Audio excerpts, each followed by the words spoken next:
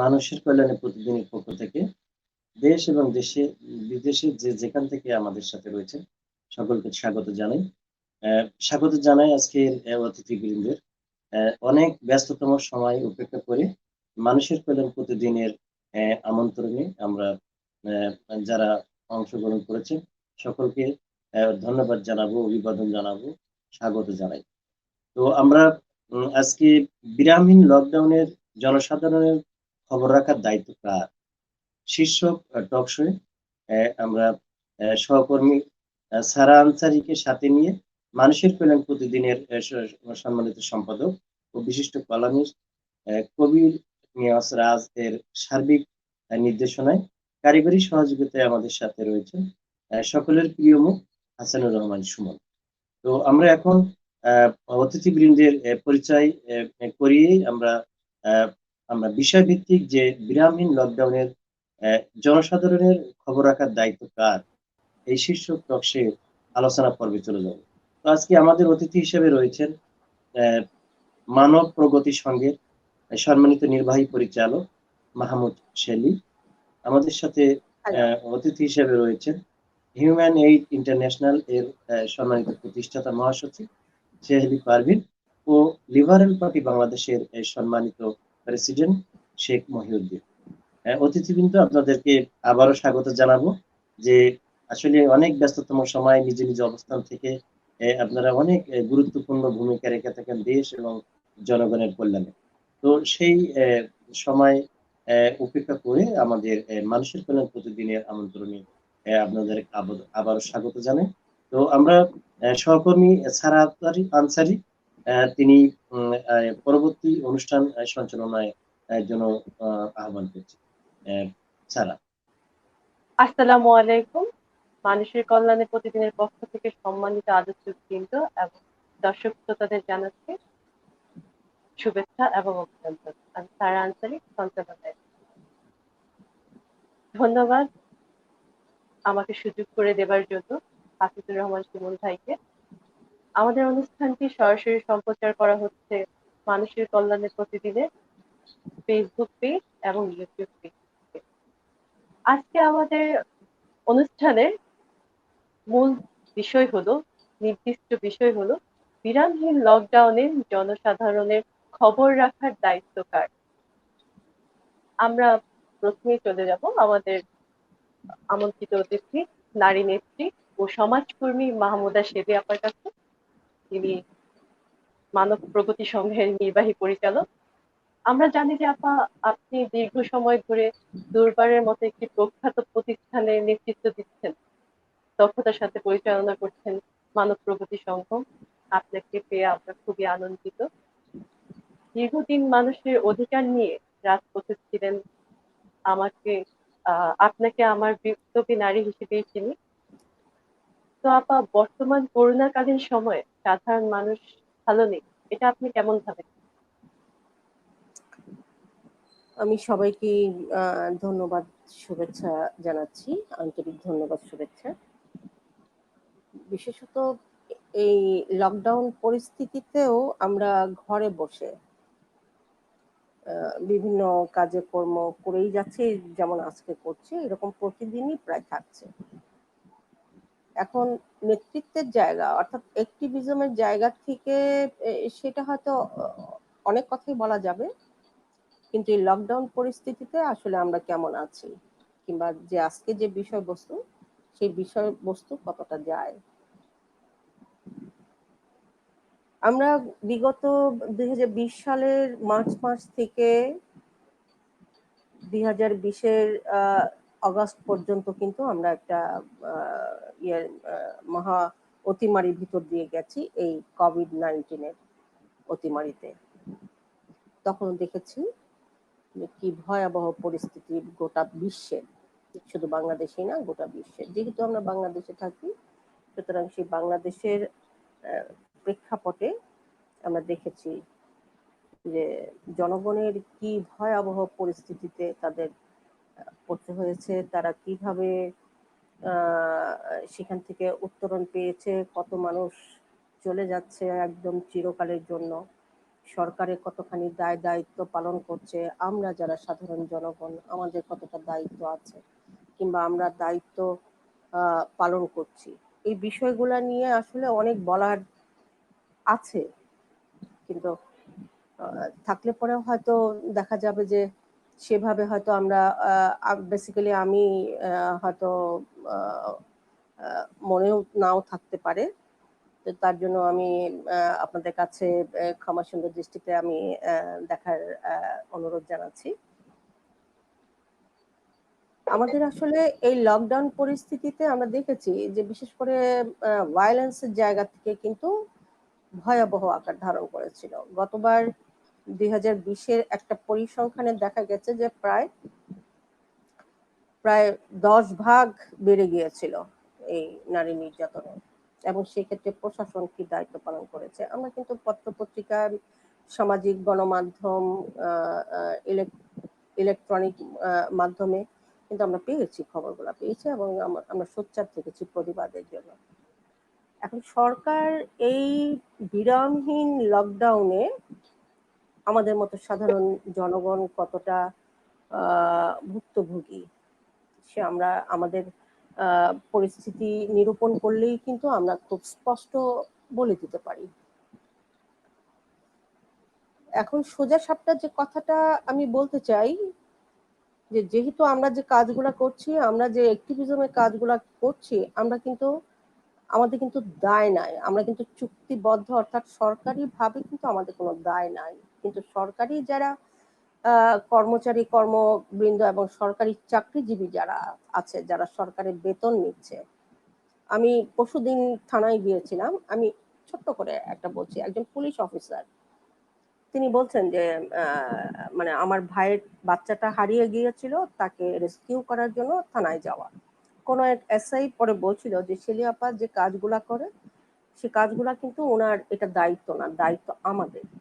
আমার শুনে খুব ভালো লেগেছিল যে একজন পুলিশ অফিসার কর্মকর্তা তিনি খুব স্বগতিক ভাবেই কিন্তু এটা বলেছেন যে শেলিয়াপা তো সাধারণ জনগণ, উনি কিন্তু সরকারি কোনো চাকরিজীবী না, সরকারের কোনো বেতন পান না, বরঞ্চ যে শেলিয়াপার মতো যারা সরকারি চাকরিজীবী নন, তারা কিন্তু এই রাষ্ট্রে কিন্তু তারা ট্যাক্স দিচ্ছে, ভ্যাট দিচ্ছে, কর দিচ্ছে, সেই টাকায় কিন্তু আমরা বেতন ভোগ করছি।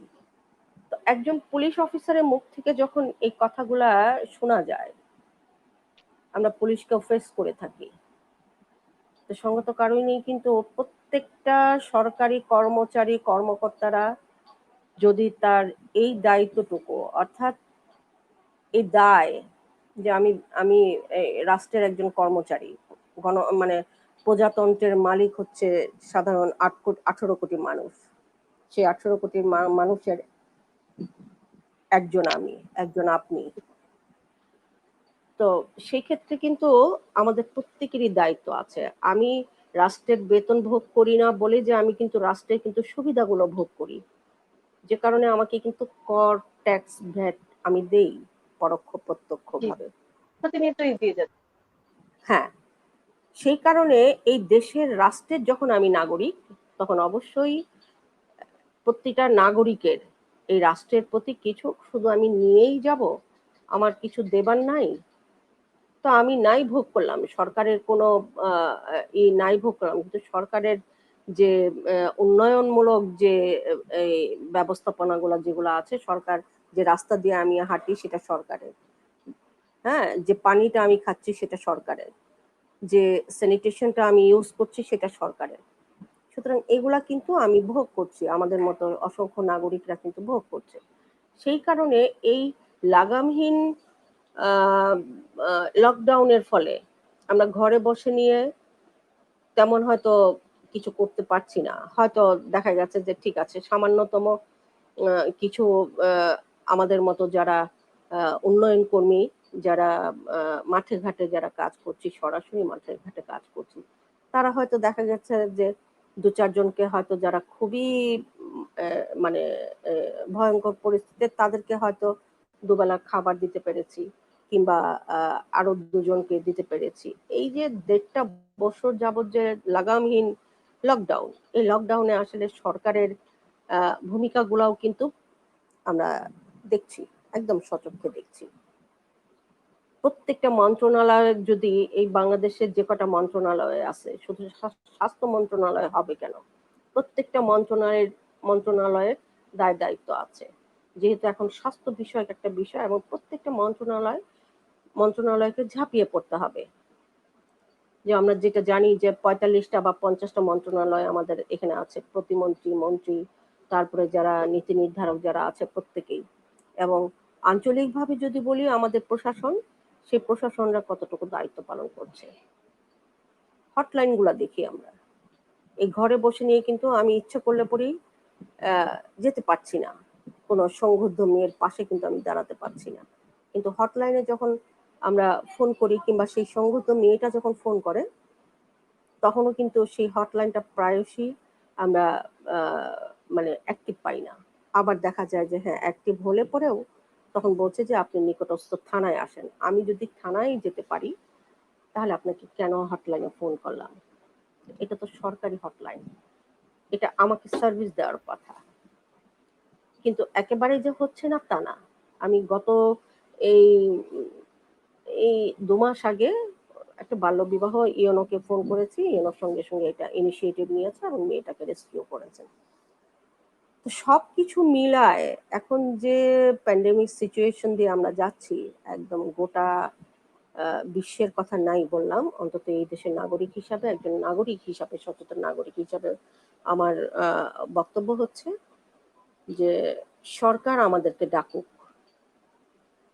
হ্যাঁ, সরকার আমাদেরকে ডাকুক, অন্তত একটা মেসেজ দেখ যে আপনার এই অ্যাক্সেস আছে, আপনি এই অ্যাক্সেসের ভিতরে, মানে আমার কি অ্যাক্সেস আছে, এটা সরকারের প্রতিনিধি আমাদের কাছে জানো, আপনার এই অ্যাক্সেস থেকে আপনি কি সহযোগিতা করতে পারবেন। মানে সরকার বেসরকারি ভাবে আমরা কিভাবে যৌথভাবে এই প্যান্ডেমিক সিচুয়েশনটাকে আমরা ওভারকাম করতে পারি, এই জায়গাটা আমার কাছে মনে হয় যে বিশাল একটা গ্যাপ আছে। শেলিয়া আপা, আবার সরকার যত এগিয়ে এসেছে, আমরা কি তা সে অনুদানগুলো পাচ্ছি? সাধারণ মানুষ কি পাচ্ছে? এটা আসলে বলতে গেলে পরে তো অনেক কথাই বলতে হয়, যে সরকারের যে অনুদানগুলা, সেটা হতে পারে অর্থনৈতিক, হতে পারে এই কি বলে রিলিফ। হ্যাঁ, এই রিলিফ গুলা যাদের মাধ্যমে, অর্থাৎ স্থানীয় সরকারের মাধ্যমে যেগুলা যাচ্ছে, গত বছর আমরা দেখেছি। কিন্তু এইবার চুরি চামারি তো গতবার দিয়েছে বলেই চুরি চামারি হয়েছে, কিন্তু এই এই মানে ভয়ঙ্কর কঠোর লকডাউন, কঠোর শাটডাউনে আমরা কিন্তু তেমন দৃশ্যমান আমরা দেখছি না, অন্তত আমার চোখে পড়ছে না। আমি টাঙ্গাইলে একটা শহরে থাকি, আমি মফস্বল শহরে থাকি। ঈদের আগে কিছু পৌরসভা থেকে বেশ কিছু লোকজনকে দিয়েছে শুধুমাত্র চাল। এর আগে ঈদের আগে, কোরবানি ঈদের আগে কয়েকজন এমপি, বিশেষ করে আমি বলতে চাই যে মহিলা এমপি, যারা মনোনীত এমপি, তারাও দিয়েছে প্রায় 300 জন দুস্থ নারীকে, কিন্তু তারা একটা দিয়েছে। এখন সেই যে 1 মাস 2 মাস আগে দিয়েছে, নিশ্চয়ই সেই 10 কেজি চাল, 1 কেজি ডাল, 1 কেজি এই 2 মাস যায় না, কিন্তু তাদের কোনো কর্মক্ষমতাও এখন নাই। কেউ খেটে খেয়ে, প্রত্যেকেই আমরা কর্মজীবী, প্রত্যেকেই আমরা শ্রমিক। সুতরাং ইটালিতে যেটা হয়েছে যে কি বলে এটাকে, ওই যে আর্মি, ওটাকে কি বলে, সান্ধ্য আইন, যেটা কি ওটাকে বলে, 144 ধারা, যেটা ইটালিতে যেটা দিয়েছিল যে হ্যাঁ তোমরা ঘরে থাকো, তোমাদের খাবারগুলো ঘরে পৌঁছে যাবে। আমার দেশে তো সেই সক্ষমতাটা নাই সরকারের, যে তোমরা ঘরে বসে থাকো, তোমাদের খাবারগুলো চলে যাবে। গত বছর আমি দেখেছিলাম, এই সামাজিক গণমাধ্যমে দেখেছিলাম যে 18 কোটি মানুষের মধ্যে 10 কোটি, মানে 12 কোটি মানুষই হচ্ছে চরম দারিদ্রতার নিচে। এই 12 কোটি মানুষকে যদি 2 মাস কিংবা 6 মাস যদি তাদেরকে ঘরে বসায় খাওয়ানো হয়, তাদেরকে জাস্ট স্যালাইনের মতো আর কি, তাদের বাঁচায় রাখতে হয় ঘরের ভিতরে, তাদেরকে খাবার পৌঁছে দিতে হবে। হ্যাঁ, এবং জি, সেই আমরা পৌঁছে দিতে হলে পরে কত টাকা বাজেট, সেই বাজেটের মধ্যে কিন্তু দেখলাম যে আমাদের যে জাতীয় বাজেটের যেটা হয় সেই বাজেটটা যদি বৃদ্ধি করা যেত অন্তত এই কোভিড সিচুয়েশনে, কোভিডটাকে ফেস করার জন্য, তাহলে ওই বাজেট কিন্তু খুব বেশি ছিল না। 6 মাস যদি আমরা 12 কোটি মানুষকে যদি একজন এটা পরিসংখ্যান দিয়েছিল, আমি ঠিক এখন বলতে পারবো না, আমি খুঁজেছি, আমি এটা শেয়ার দিয়ে রেখেছিলাম, কেউ একজন এক্সপার্ট এটা করেছিল। কেউ যদি আপনাদের জানা থাকে তাহলে আমি আশা করব যে আপনারা এখানে সেই পরিসংখ্যানটা তুলে ধরবেন। তো সেক্ষেত্রে এই লকডাউনে, এই শাটডাউনে গাড়ি ঘোড়ার কি পরিস্থিতি আমরা দেখতে পাচ্ছি, কি কষ্ট করে মানুষজন যাচ্ছে। ঈদের আগে কেনই বা এই খুলে দিল 3 দিনের জন্য, 5 দিনের জন্য, আবার ঠিক ঈদের 2 দিন পরে সে তো তার কর্মক্ষেত্রে তো যেতে হবে, সেইটুকু সুযোগটা তো তাকে দিতে হবে। হ্যাঁ, যে 23 তারিখ থেকে 21 তারিখ ঈদ গেল, 23 তারিখ থেকেই আবার একেবারে ভয়ানক কঠোর লকডাউন, মানুষ পায়ে হেঁটে যাচ্ছে। তাহলে এই কোভিড যেহেতু কিছুতেই নিয়ন্ত্রণ করা যাচ্ছে না, এটা এখন ঘরের ভিতরে থেকেও, আমি নিজেও কোভিডে আক্রান্ত ছিলাম, আমার ছেলে হয়েছিল, আমার ছোট বোন হয়েছে, আমাদের পরিবারের প্রায় প্রত্যেকেই কোভিড পজিটিভ আপনি তো হয়ে টিকা গেল। নেওয়ার পরেও হয়েছেন, ভ্যাকসিন নেওয়ার পরেই আক্রান্ত হয়েছে। এক্স্যাক্টলি, মার্চের 26 তারিখ থেকে আমার হয়েছিল, আমার মেয়ের হয়েছিল, আমার হয়েছিল, ছেলের এই যে 2 মাস আগে, 1 মাস আগে হয়েছে, সব পজিটিভ। টিকা নেওয়া, ভ্যাকসিন নেওয়া, কিন্তু তারপরে ওই ভ্যাকসিন যেটা বলে শুনে, ভ্যাকসিন যেটা বলে যে না, ভ্যাকসিন নেবার পরে, টিকা নেবার ফলে হয়তো তেমন মারাত্মক হবে না, কিন্তু দুবার একবার কোভিড হতেই পারে, পজিটিভ হতেই পারে। তো সেটা তাহলে যাই হোক। তাহলে কি ভ্যাকসিনেশনের পরে আমাদের ইমিউন সিস্টেমটা কমে যায়? এর জন্য কি আমরা করোনায় আক্রান্ত হতে পারি? যদি এরকম হয় যে করোনায় আক্রান্ত হওয়াতে আমাদের অবস্থা খুব খারাপ হয়ে গিয়েছে ভ্যাকসিন নেওয়ার পর, এরকমও কিন্তু হয়েছে, আমরা দেখি। তাহলে কি হ্যাঁ, ভ্যাকসিন কতটা সেফ না না, বলে আপনি ভ্যাকসিন, মনে করেন? এখন আমি যদি আমার কথাটা বলি, আমার ছেলের কথাটা যদি বলি, আমার ছেলেও ভ্যাকসিনেটেড। তো যে অবস্থা, আমার আমার শ্বাসকষ্ট, কিন্তু শ্বাসকষ্টের পরেও কিন্তু আমি এটা উত্তরণ করতে পেরেছি, আমার তেমন খুব একটা সমস্যা হয়নি। এখন সেইটা, তার আগে গত বছর যেটা হয়েছিল যে সেই আমরা ছোটবেলায় যে টিকাগুলো নিয়েছি, সেই টিকা থেকেও নাকি আমাদের রোগ ক্ষমতা প্রচন্ড রকম বেড়ে যাওয়া হয়েছে। সেটা যে প্রথম জ্বর দিকে আসছে, 2020। বাচ্চাদের যেটা হয় হ্যাঁ, হ্যাঁ, জ্বর। কিন্তু আমার কোনো জ্বরও, আমি যে 2টা ডোজ নিয়েছি, 2 ডোজে কোনো একটা ডোজেও কিন্তু আমার জ্বর হয় নাই, আমার ছেলেরও হয় নাই। হ্যাঁ, তো এই ক্ষেত্রে আসলে কি করে বুঝি যে এই ভ্যাকসিন গুলা, এই টিকাগুলা কতটা কার্যকর, কতটা অকার্যকর, এটা আসলে আমরা তো বিশেষজ্ঞ নই, সরকার দিয়েছে, আমরা নিয়েছি। হ্যাঁ, তো নিজেকে সুরক্ষা দেবার জন্য, কিংবা নিজের যে রোগ প্রতিরোধক ক্ষমতাটাকে, এটাকে বৃদ্ধি করার জন্য, কিংবা ভিতরে যদি আরো কোনো জটিল রোগ থাকে তাহলে সেটা হয়তো ধ্বংস করে দিবে এই ভ্যাকসিন। তো সেই ক্ষেত্রে প্রত্যেকটা মানুষ, 18 কোটি মানুষের জন্য 18 কোটি আমি মনে করি যে ভ্যাকসিনের দরকার। ওই 1 কোটি প্রথম ট্রিপে যেটা এসেছিল, সেই ট্রিপের প্রথম ট্রিপে 4 লক্ষ, 5 লক্ষ বা 10 লক্ষ আসতে পারে, আমি জানি না এটার রেশিওটা কতগুলো, আমার মনে নাই। কিন্তু এবার আমি স্বাস্থ্যমন্ত্রীকে দেখলাম যে 1 কোটি টিকা আনছে কোন এক ইয়ের থেকে, কোম্পানি থেকে, বাইরের বিশ্বের কোন এক ইয়ের থেকে। ছেলে আপু, আপনার কাছে আমরা আবার ফিরে আসবো। হ্যাঁ, ওকে। ফিরে আসবো। আমরা এখন কথা বলবো, জানতে চাইবো স্বনামধন্য মানবাধিকার কর্মী এবং সংবাদ কর্মী সেলি পারভিন, যিনি হিউম্যান এইড ইন্টারন্যাশনালের প্রতিষ্ঠাতা মহাসচিব। গত 20 বছরে বর্ণাঢ্য ক্যারিয়ারে তিনি দেশ বিদেশের প্রায় 11টি সংস্থায় প্রতিনিধিত্ব করেছেন। একই সাথে তিনি বহুমাত্রিক প্রশিক্ষিত বহুমাত্রিক প্রশিক্ষিত বটে প্রশিক্ষক বটে। তার প্রশিক্ষণের প্রধান বিষয় মানবাধিকার। আপনার কাছে আমার প্রশ্ন, সরকার ঘোষিত লকডাউন চলমান আছে, কর্মহীন হয়ে পড়েছেন লক্ষ লক্ষ মানুষ, এটাকে আপনি কেমন ভাবে?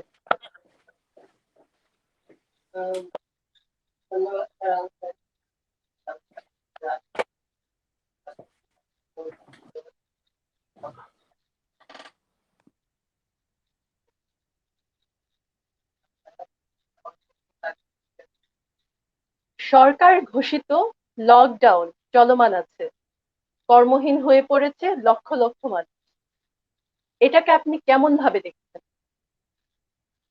আমি কেমন ভাবে দেখি, দেশ যেটা করছি আমি সেইভাবে। আমি এখানে যে কথাটি দিয়ে শুরু করবো, খুব অপ্রস্তুত কথা হবে আমার। আমি দেশে আর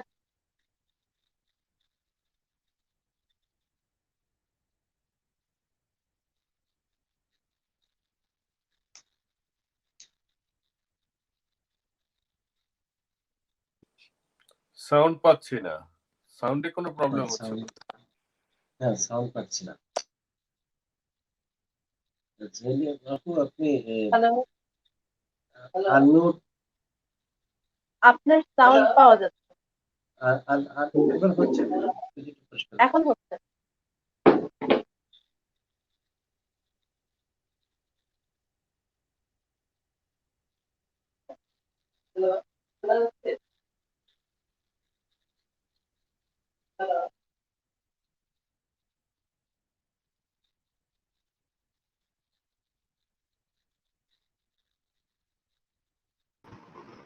হ্যালো হ্যাঁ, শোনা যাচ্ছে, এখন শোনা যাচ্ছে। হ্যাঁ, পরিষ্কার হয়েছে। হ্যালো এবার বলুন। হ্যালো জি, শুনতে পাচ্ছি আপনাকে, আপনি বলুন।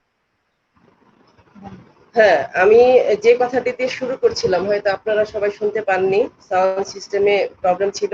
এখন কি শোনা যাচ্ছে? জি, শোনা যাচ্ছে, আপনি বলুন।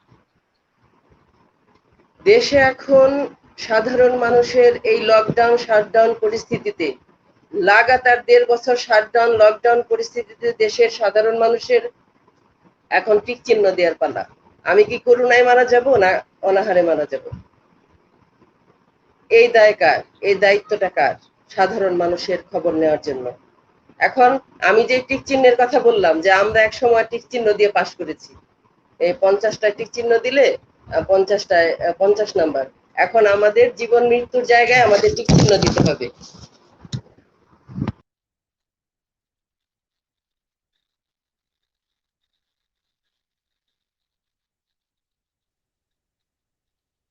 আপনাকে শোনা যাচ্ছে না? আচ্ছা, ডিসকানেক্ট হয়ে গেল।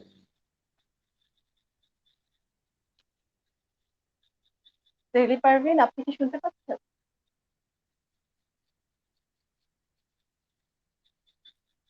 উনি বোধহয় ডিসকানেক্টেড হয়ে গেছেন। উনি ডিসকানেক্টেড হয়ে গেছে, আমরা তার জন্য অপেক্ষা করছি। কিছুটা সময় আমাদের অপেক্ষা করতে হবে তার জন্য। আমার এখানেও দুবার ডিসকানেক্টেড হয়ে গেছিল। স্যার আবার অনেক ভালো আলোচনা চলছে আর কি। তো এর মধ্যে একটু আমি ততক্ষণ সেলি পারভিন উনি আসবেন, তার আগে আমি একটু কথা বলি, যেহেতু আমাদের অনেক গুরুত্বপূর্ণ আলোচক বিন্দু রয়েছে। তো আমরা সেলি আপা যেমনটা বলতেছিলেন যে লকডাউনের সময়ে প্রথম যখন লকডাউন শুরু হয়েছিল তৎসময়ে বা কোভিড যে আক্রান্তের সূচনা লগ্ন থেকে সাধারণ মানুষের বা বিভিন্ন সামাজিক প্রতিষ্ঠান, বিভিন্ন রাজনৈতিক সংগঠন বা রাজনৈতিক দল, তারা কিন্তু করোনা পজিটিভ যারা ছিল তাদের ধারে গিয়ে তাদের খাদ্য দেয়া, তাদের আর্থিক সহায়তা দেওয়া অনেক একটি ভালো আহ, তাড়া ছিল বা বেশ হৃদয়তা, আন্তরিকতা, সহযোগিতাপূর্ণ পরিবেশে অসহায় মানুষের পাশে দাঁড়াতে হবে এমন একটা মানসিকতা যেন তৎকালীন সময় দেখেছি। তো বর্তমান সময়ে করোনার আরো প্রাদুর্ভাব বেড়েছে, মানুষ আরো ক্ষতিগ্রস্ত হচ্ছে, মৃত্যুর সংখ্যা অনেক বৃদ্ধি পেয়েছে। কিন্তু এই ত্রাণ সহায়তা, আর্থিক সহায়তা বা যে মানবিক দৃষ্টিকোণ থেকে যে তার পাশে যে একটু দেখা, তার সহানুভূতির দৃষ্টিতে তার পাশে যাওয়া দেখা, এটা কিন্তু কমে গিয়েছে। আমরা এটা আমি একজন মিডিয়া কর্মী হিসেবে আমি এটা লক্ষ্য করছিলাম বর্তমানে।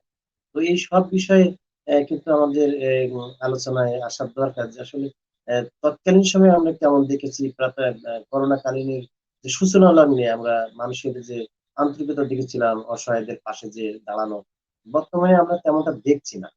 এই সব মিলে আসলে সমস্যাটা কোথায়? যে বিরামহীন লকডাউন বলি, শটডাউন বলি আর ১৪৪ ধারার আদলে বলি, সবই কিন্তু চলছে। কিন্তু আসলে জনসাধারণের খবর রাখার দায়িত্বটা কার? তারা কিন্তু আরো বেশি অবহেলিত হয়ে যাচ্ছে। আরো বেশি অ্যা সেই একটা সময় যেমন দেখা গিয়েছিল যে খাদ্যের কষ্ট, অ্যা পড়ার কষ্ট, আর এখন মানসিক যে কষ্টটা সেটি আরো বেশি প্রগাঢ় হয়ে দাঁড়িয়েছে। যে আমার আমি যখন তখন আমি পজিটিভ হতে পারি। আমাকে যে মা আম আইসোলেশন এ যেয়ে চিকিৎসা নেওয়ার মতো সক্ষমতা আমার নাই। আর্থিক যে সংগতি আমার নাই। তাহলে আমি এই যে মানসিক একটি দুশ্চিন্তা, মানসিক একটি যে পীড়া, এটির পাশাপাশি তার বেকার হয়ে পড়ার যে একটি যাতনা, তার পরিবারের আরো ২ টি সন্তান রয়েছে, তাদের লেখাপড়ার যে বর্তমান ভঙ্গুর দশায় পড়ে গেছে। তাদের অভিভাবকের নির্দেশনা তারাও মানছে না। তাদের একটি টেনশন। সব মিলিয়ে একজন অভিভাবকের যে উপর্যুপরি বোঝা, আ যে চিন্তার বোঝা মাথায় নিয়ে সময় অতিবাহিত করছে। পাশাপাশি তার অসহায়ত্বের পাশে কেউ যাচ্ছেন না। সব মিলিয়ে আমরা যেন কেমন একটা সময় অতিবাহিত করছি। অ্যা সারা আনসারী, আপনি অ্যা আ আমাদের সোহেলি পারভীন মনে হয় এখনো সংযোগ আমরা পাননি। আমরা চলে যাব শ্রদ্ধেয় শেখ মহিউদ্দিন আহমেদের কাছে, হ্যাঁ, আহ, যিনি সংযুক্ত হয়েছেন সুদূর আয়ারল্যান্ড থেকে। তিনি লিবারেল পার্টি বাংলাদেশের প্রেসিডেন্ট, একই সাথে তিনি আইনজ্ঞ, মিডিয়া এবং রাজনৈতিক ব্যক্তিত্ব।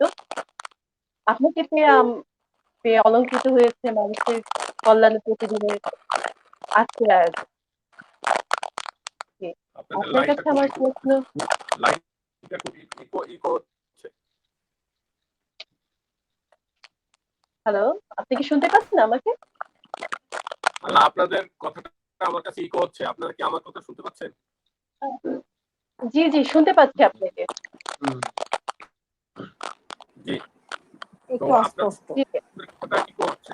আমার কাছে ক্লিয়ার স্লো আসতেছে না। ভেঙে আপনারা ভেঙে আসছে আপনার কথাটা।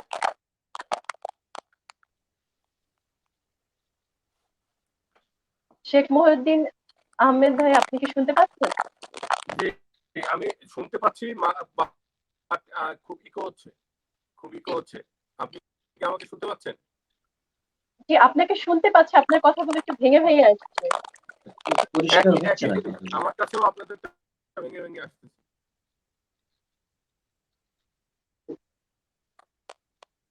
আচ্ছা, আপনি কি শুনতে পাচ্ছেন? এখন পরিষ্কার শুনতে পাচ্ছেন? আমি আপনাদেরটা ভেঙে ভেঙে আসতেছে। আচ্ছা, আমি আপনাকে প্রশ্ন করি। জি জি জি, করেন। কর্মহীন ও অসহায় হতদরিদ্র মানুষ বর্তমানে মানবেতর জীবনযাপন করছে, তাদের খোঁজ কি কেউ রাখেন বলে আপনি মনে করেন? আপনি কি শুনতে পেয়েছেন? হ্যাঁ, আমি শুনতে পেয়েছি। আমি আমি কি বলবো না শেহলি চলে আসে? শেহলি না, তার আপনি বক্তব্য শেষ বলুন, করবে। আমরা পরবর্তীতে শেরিন ম্যাডামের কাছে যাবো। আপনি বলুন। আচ্ছা, ঠিক আছে, তাহলে আমি বলছি। মূলত আমরা প্রথমত আমাদেরকে ধরে নিতে হবে যে বাংলাদেশের যে জনগোষ্ঠী, আমরা জানি এই পর্যন্ত যে 18 কোটি জনগোষ্ঠী। 18 কোটি জনগোষ্ঠীর মধ্যে দরিদ্র সীমার নিচে যে পরিমাণ লোক আছে, মূলত কেউই এখন বাংলাদেশে, যদি স্বাভাবিক পরিস্থিতি থাকে, যে কোনো ভাবে হোক কেউ না খেয়ে মারা গেছে, এটা কিন্তু শোনা যায়নি। আমরা যারা বিরোধী রাজনৈতিক দল টল করি, তারা সরকারের বিরুদ্ধে আমরা যত প্রকার প্রচারণাই চালাই না কেন, সত্য যতখানি সত্য আমরা উন্মোচন করি না কেন, আসলে দেশের মধ্যে দেশটাকে টিকিয়ে রেখেছে কিন্তু এই সাধারণ মানুষ।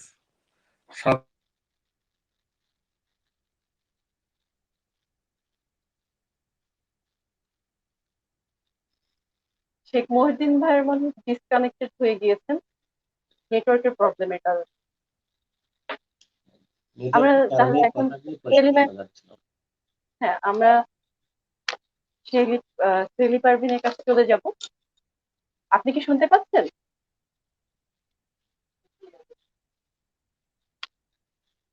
আহ, এখন শোনা যাচ্ছে পরিষ্কার ভাবে? আপনার কাছে আমাদের প্রশ্ন ছিল, সরকার ঘোষিত লকডাউন চলমান আছে, কর্মহীন হয়ে পড়েছে লক্ষ লক্ষ মানুষ, এটাকে আপনি কেমন ভাবে? হ্যালো, আমাকে কি শুনতে পাচ্ছেন আপনারা? এখন কি শোনা যাচ্ছে আমাকে?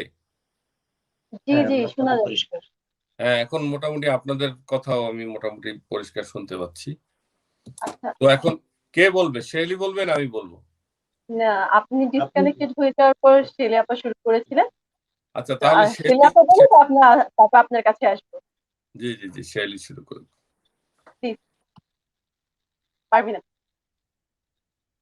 তো আমি বলেছিলাম আমি শুনতে না কি আমি নেটওয়ার্ক থেকে গেছিলাম যে আহ, আহ, বৈশ্বিক একটি মহামারী পৃথিবীর প্রতি যে অবস্থা, তারা হয়তো এটা একটা দিনের মধ্য দিয়ে এই কষ্টটি ভোগ করছে। আমরা ইংলিশ ট্রেনের মধ্য দিয়ে আনমিউট করে নাও, তোমার মাইক্রোফোনটা আনমিউট করো। শোনা যাচ্ছে না।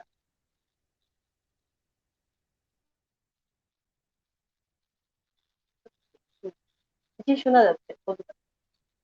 এই বৈশ্বিক মহামারীতে পৃথিবীর প্রতি দেশ একই রকম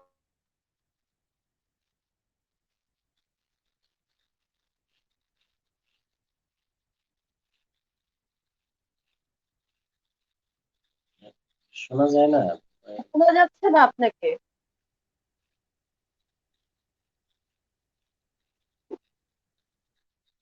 জি জি জি বলুন। অন্যান্য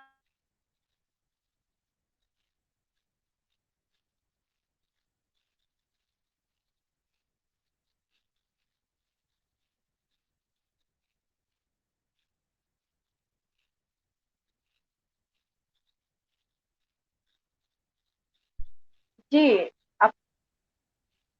এখন বাংলাদেশের বাংলাদেশের মধ্যে একটি বড় শোনা যাচ্ছে না। জনগোষ্ঠী, হ্যালো, বড় একটি জনগোষ্ঠী এমন একটি পরিস্থিতিতেই চলে এসেছে যে তারা কর্মহীন হয়ে পড়েছে, তাদের ঘরে খাদ্য নেই। আপনাকে শোনা যাচ্ছে না, হ্যালো, শোনা যাচ্ছে না। আমি কিন্তু শুনতে পাচ্ছি। আমিও আমিও শুনতে শুনতে পাচ্ছি পাচ্ছি, না। আমি শুনতে পাচ্ছি। Carry on.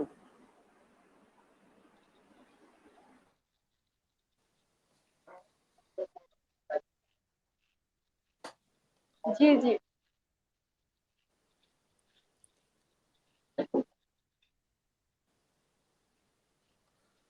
Seli Parvin madam disconnected হয়ে ডিসকানেক্টেড হয়ে গেছে। গেছে। জি আমরা একটু অপেক্ষা করবো আপনার জন্য।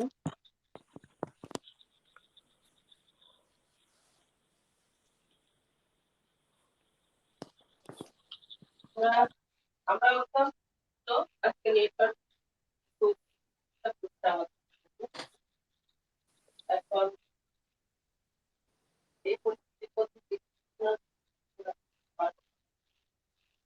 আমি যে কথা বলছিলাম যে বৈশ্বিক এই মহামারীতে শোনা যাচ্ছে, জি শুনতে পাচ্ছি। শোনা যাচ্ছে আমাদের জি জি শোনা যাচ্ছে, বলুন।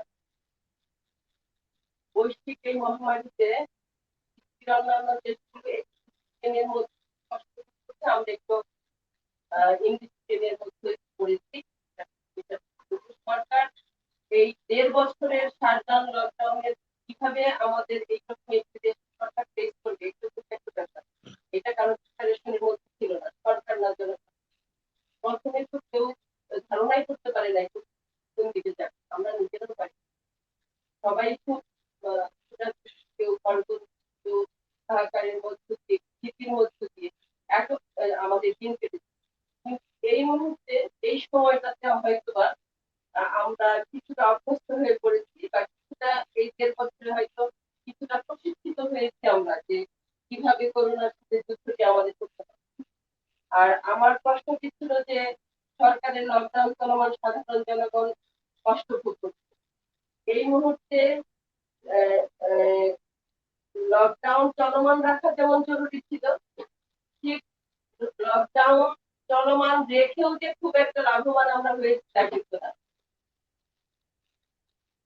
কারণ যেভাবে ছড়াচ্ছে আমাদের করোনা, যেভাবেই ছড়াচ্ছে মৃত্যুর সংখ্যা বেড়েই যাচ্ছে। ডিসিপ্লিনের বাইরে গিয়ে লকডাউন দিলেও কাজ হবে না, শাটডাউন দিলেও কাজ হবে না। আমার কথা হলো যদি আমাদের কাজই না থাকে, আমাদের খাদ্য না থাকে, আমাদের একটি বড় জনসংখ্যার অংশ বেকার হয়ে গেছে, অর্থাহারে আছে, এবং কিভাবে আগামীকাল তারা দিন কাটাতে তারা নিজেরাও জানে না। আমাদের মতো নিম্ন মধ্যবিত্ত এবং মধ্যবিত্তরা এমন একটি জায়গায় পৌঁছে গেছে যে তারা মানুষকে বলতে পারছে না সইতে পারছে, এমন একটি পরিস্থিতির মধ্যে দিয়ে আমরা যাচ্ছি। আর সবচেয়ে বড় কথা হচ্ছে যে এই ঈদের ছুটিটা যেহেতু আমরা দিলামই, তো তাহলে আবার কেন লকডাউন? তো ছুটিটা তারা ভোগ করে ঠিক সময় মতো তারা কাজে তারা ফিরবে এমন তাদের আশা ছিল যে করোনার সাথে তাল মিলিয়ে আমরা কিভাবে চলবো ইতিমধ্যে প্রস্তুতি আমাদের হয়ে গিয়েছে। কিন্তু এই ছুটিটা আমরা উপভোগ যত করেছি তার থেকে বেশি টেন্স কাজ করেছে আমাদের মধ্যে, যে এই কাজের ধারাবাহিকতা আমরা রাখতে পারি না নিজেদের প্রাথমিক জীবনে। যে কারণে আহ আহ, আবার আমরা এই লকডাউনের পরে কিভাবে শহরমুখী হবে মানুষ, কিভাবে তাদের কর্মক্ষেত্রে যোগদান করবে, এটা একটা বিরাট চ্যালেঞ্জ। কেউ কেউ হেঁটে আসছে, কেউ কেউ হেঁটে গিয়েছিল। তো আমরা যখন ছুটিটা দিলাম তারা কিভাবে যাবে সেই ব্যবস্থা করার মধ্যে আবার এই শাটডাউনকে মেনে নিয়ে আমরা আবার কিভাবে রাজধানীতে ফিরবো বা শহরে ফিরবো, যার যার কর্মস্থলে ফিরবো, সেই ব্যবস্থাপনায় শৃঙ্খলা ছিল। তো আমরা যেভাবেই সরকারের সমালোচনা করি না কেন, একদিক থেকে সরকার কিন্তু এখনো ব্যর্থ হননি। যে কথাটি মহিউদ্দিন সাহেব বলতে চেয়েছিলেন যে আমরা সরকারের সমালোচনা করি বা সুনাম করি বা দুর্নাম করি, যাই করি না কেন, যে এখনো কিন্তু শোনা যায়নি যে কেউ না মারা গেছে। হয়তো শোনা যায়নি, কিন্তু অর্থাহারে অনেক মানুষ চিকিৎসাবিহীন, অনেক মানুষ মারা গেছে, এটা আমরা শুনেছি। কিন্তু এই জায়গা থেকে আমার কষ্ট যে সরকার এই করোনার শুরুতে এই ধরনের এবং তখন তিনি ছিলেন সাধারণ জনগণের জন্য, সেই ত্রাণ বলেন বা সহযোগিতা বলেন, সাহায্য বলেন, তৃণমূল রাজনৈতিক নেতাদের মাধ্যমে না দিয়ে যদি সমাজকর্মী, মানবাধিকার কর্মী এবং দেশের সেনাবাহিনী আছে, বুদ্ধিজীবীরা আছে, যারা যে সমস্ত সংস্থাগুলো সরকারের পরিপূরক কাজ করতে পারে, তাদেরকে নিয়ে সমন্বয় করে যদি জনসাধারণের কথা তারা মাথায় রাখতেন, আমার মনে হয় যে তৃণমূল নেতাদের হাত দিয়ে যেই খাবারগুলো চুরি হয়েছে, যে ত্রাণগুলো চুরি হয়েছে এবং অপচয় হয়েছে, পানিতে ভাসিয়ে দেওয়া হয়েছে, খাদ্য দ্রব্য গুম হয়েছে, সেগুলো যদি সঠিক ব্যবহার, সঠিক মানুষের মাধ্যমে জনগণকে পৌঁছানো হতো, জনগণ ঘরে বসেই 6 মাস কিংবা 1 বছর তারা ভালোভাবে কাটাতে পারবে। তারপরেও আমরা ভালো আছি বলবো, কারণ বাংলাদেশের বেশিরভাগ মানুষ আমরা আবেগে একটি জাতি, ভালোবাসায় ভরপুর। আমরা এখনো বিভিন্ন সংস্থাকে দেখেছি, বিভিন্ন সমাজকর্মীকে দেখেছি, স্বেচ্ছাসেবীদের দেখেছি, তারা প্রাণ ঢেলে মানুষের জন্য একসাথে করতেছে। সরকারও করছে, কিন্তু এটা সঠিক ব্যবস্থাপনা এবং সকল মহলের সমন্বয়ের অভাবে আমি দায়ী করব, যেটা কোনো কালেই এই সমন্বয়টা আমাদের মধ্যে ছিল না, যে কারণে আজ সরকার ব্যর্থ মনে হচ্ছে। শুধুমাত্র মন্ত্রণালয়গুলো এবং সাধারণ জনগণের সাথে যে সমন্বয়ের অভাব, প্রতিটি রাষ্ট্রযন্ত্র স্ব খেয়ালে কাজগুলো করেছেন, কিন্তু একে অপরের সাথে সমন্বয় না করবার কারণে জনসাধারণের ভোগান্তি।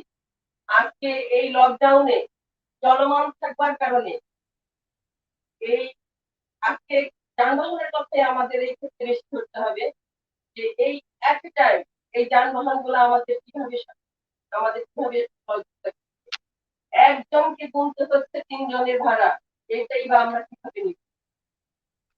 আমরা গ্রামের বাড়িতে ঈদ করতে যাব, সেই সামর্থ্য আমাদের আছে কিনা তা আমরা কেউ কিছু সংখ্যক মানুষ আমাদেরকে যেতে হচ্ছে এবং ফিরতেই হচ্ছে বাবা মায়ের টানে বলেন, ছেলের টানে বলেন। আসলে সার্বিকভাবে আমরা এমন একটা পরিস্থিতির মধ্যে দিয়ে যাচ্ছি যে একেবারে অজগরণ্য একটা পরিস্থিতি। আমরা একত্রিতভাবে কাউকে দোষ দিতে পারছি না। আমাদের দেশের যে উপর মহল, যাদেরকে বলবো যারা বিত্তবান, তাদের ভূমিকা অত্যন্ত লজ্জাজনক। যারা এগিয়ে এসেছেন তারা এই 350 এমপিদের মধ্যে কেউ না, আমি দেখি না মাঠ পর্যায়ে তারা ছিলেন কিনা বা আছেন কিনা। আমি তাদেরকে চেয়ার ছেড়ে রাস্তায় নামতে দেখিনি।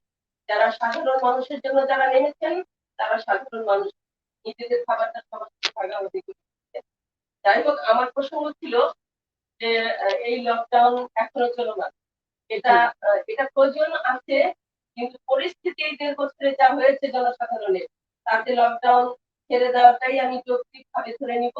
কারণ মানুষ অভ্যস্ত হোক কিভাবে এই করোনার সাথে আমাদের চলতে হবে। ইতিমধ্যে আমরা অনেকটা অভ্যস্ত হয়েই গেছি যে কিভাবে চলতে হবে এই করোনার সাথে। সাহসিকতার সাথে মোকাবেলা করতে হবে, কারণ আমরা অনাহারে মরতে চাই না, আমরা এই করোনাকে মোকাবেলা করে মরতে চাই। যদিও আমার কথাগুলো আবেগেই হলো, ইলজিক্যাল হলো, কিন্তু এইভাবে না বলে আমি পারছি না এখন জনসাধারণের পরিস্থিতি। কারণ যারা সহযোগিতার হাত বাড়িয়েছিল তারাও একটা সীমাবদ্ধতার মধ্য দিয়ে যাচ্ছে। আর যারা সম্পদ এবং সম্পত্তিকে কুক্ষিগত করে আছে দেশের একটি শ্রেণী, তারা কিন্তু দায়িত্বহীনের পরিচয় দিয়েছে। এবং সরকার এখন নীরব ভূমিকায় আছেন। যাদেরকে সহযোগিতা তারা করছেন তারা উল্লেখযোগ্য নয় এবং রাষ্ট্রযন্ত্রগুলো যেভাবে কাজ করছে তা অত্যন্ত লজ্জাজনক। মাহমুদা শেলিয়াপা প্রথমে বলেছেন, এই ধরনের একটি মহামারীর মধ্য দিয়েও আমাদের ভায়োলেন্স কমেনি, বরং বেড়েছে। এতটা অসভ্য জাতি এবং আর্থসামাজিক ব্যবস্থা আমাদের, যে এই ধরনের একটি পরিস্থিতির মধ্য দিয়েও ভায়োলেন্স বাড়ছে, অন্যায় বাড়ছে, অত্যাচার বাড়ছে, জুলুম বাড়ছে। তাহলে আমরা এই করোনা থেকে আমরা কিছুই শিক্ষা নিতে পারিনি। আমাদের লকডাউন শাটডাউন ছাড়াই চলা উচিত। এবং এখন এমন একটি চ্যালেঞ্জ আমাদের সামনে যে আমরা বাঁচতে বাঁচবো, মরলে মরবো, যা হয় হবে, আমরা চলবো এই করোনাকে ফেস করি। যাই হোক, আমার আজকের হবে না, বারবার আপনার কাছে একটা প্রশ্ন ছিল। আপনি যে বললেন লকডাউন ছেড়ে দেবার কথা, আমরা গত 4 দিনের দৈনিক মৃত্যুর হার যদি দেখি আমরা 200+, আর রোগী শনাক্তের হার দেখেছি 11,000+। সেখানে আমাদের স্বাস্থ্যমন্ত্রী বলছে যে ঈদের যাওয়া আসার কারণে, যাতায়াতের কারণে এই হারটা বেড়েছে, 5 থেকে 6 গুণ বেড়েছে। স্বাস্থ্যমন্ত্রী তার জায়গা থেকে যে কথাটা বলেছেন, তিনি অনেক কথা এই পর্যন্ত বলেছে, তাকে জনগণের পেট ধরবে না।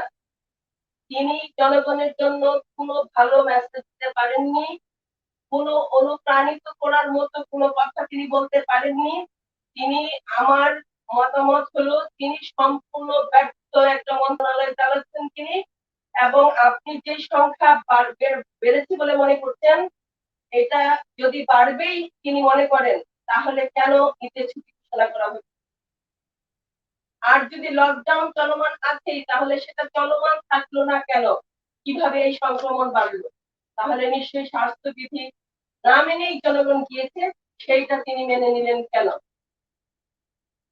কিন্তু জনস্বাস্থ্য বিশেষজ্ঞরা বলছেন আমরা বাড়ার সুযোগ দিয়েছি বলেই বাড়ছে। নিশ্চয়ই, আমি সেটাই বলছি যে সরকার বাড়ার সুযোগ দিচ্ছে, স্বাস্থ্যমন্ত্রী কি সরকারের অংশ নয়? এই দায়িত্ব কি তার নয়? নিশ্চয়ই নিশ্চয়ই আমরা পারার সুযোগ করে দিয়েছি, করোনাকে আমরা ব্যবসায় পরিণত করেছি। এখন আমাদের কিছু করার নেই, জনসাধারণের ভুক্তভোগী হওয়া ছাড়া। আপনি রিক্সায় চলেন, বাসে চলেন, ট্রাকে চলেন, আপনাকে 3 গুণ টাকা দিতে হবে। আপনাকে টাকা না দিলে গাড়ি থেকে গলা ধাক্কা দিয়ে নামিয়ে দেওয়া হবে। আপনার এই মুহূর্তে বিদ্যুৎ বিল বেড়েছে, গ্যাস বিল বেড়েছে, আপনাকে গলা ধাক্কা দিয়ে ঘর থেকে বের করে দেওয়া হয়েছে। কি দায়িত্ব সরকার নিয়েছে? এই দায়িত্ব কার? আপনারা যে সাবজেক্ট নির্বাচন করেছেন, কে দায়িত্ব নিয়েছে? কার মৃত্যুর দায়িত্ব কে নিয়েছে? কার বেঁচে থাকার দায়িত্ব কে নিয়েছে? একটি বিচ্ছিন্ন সহযোগিতাকে আপনি এটাকে আলোচনা করবার মতো কোনো বিষয়, আলোচনায় আনবার মতো কোনো বিষয়? এই সহযোগিতা গুলোকে যদি বুদ্ধিজীবী, যারা সুষ্ঠু রাজনীতি করছেন, যারা রাজনীতি বিশেষজ্ঞ, যারা জনসাধারণের স্বার্থ রক্ষার জন্য চিন্তা করছেন, যারা গত 40 বছর ধরে গবেষণা করছেন, তাদেরকে সমন্বয় করা কি হয়েছিল? চেয়ারম্যান মেম্বারের হাতে সহযোগিতা আপনারা ছেড়ে দিয়েছেন, চুরি করার সুযোগ দিয়েছেন, মানুষকে হত্যা করার সুযোগ দিয়েছেন, মানুষকে মরে যাওয়ার সুযোগ করে দিয়েছেন। আপনাদের এই যে আমাদের সরকারের ব্যবস্থাপনা দেখতে মনে হয় যে 18 কোটি মানুষের যদি মহিলা যদি 15 কোটি হইতো অথবা 12 কোটি হইতো, কিন্তু এই 3 কোটি যদি মারা যায় বা 1 কোটি যদি মারা যায়, এর মধ্যে যে কোনো প্রতিভাবান মারা যাবে না, আগামী দিনের দেশের হাল ধরতে পারে এমন কোনো মানুষ যে মারা যাবে না, সেই গ্যারান্টি কি সরকার দিতে পারবে? নাকি এই যে 350 জন এমপি, তাদের কি ভূমিকা রেখেছে এই জনসাধারণের প্রতি?